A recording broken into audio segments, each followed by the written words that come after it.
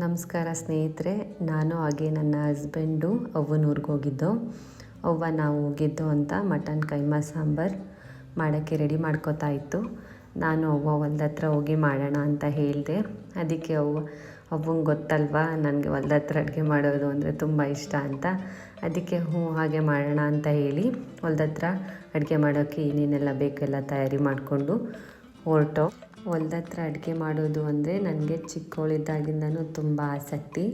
ಹಾಗೆ ಅವ್ವನಿಗೆ ಸ್ವಲ್ಪ ಸಹಾಯ ಮಾಡಿದೆ ಅಷ್ಟೇ. ಹಳ್ಳಿ ಸ್ಟೈಲಲ್ಲಿ ಮುದ್ದೆ ಜೊತೆ ಮಟನ್ ಕೈಮಾ ಸಾಂಬಾರು ಅವ್ವನ ಕೈ ರುಚಿನಲ್ಲಿ ಕೇಳೋಕೆ ಎಷ್ಟು ರುಚಿ ಅನಿಸುತ್ತೆ ಅಲ್ವಾ. ಆ ದಿನ ಹೋಗಿದ್ದೇ ಗೊತ್ತಾಗಿಲ್ಲ ನನಗೆ.